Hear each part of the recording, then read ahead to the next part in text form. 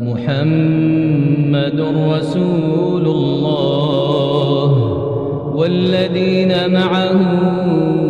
أشداء على الكفار رحماء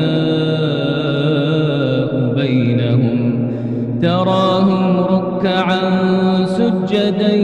يبتغون فضلا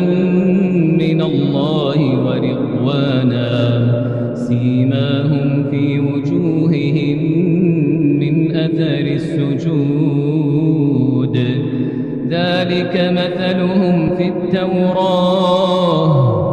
ومثلهم في الإنجيل كزرع أخرج شطأه فآزره فاستغلظ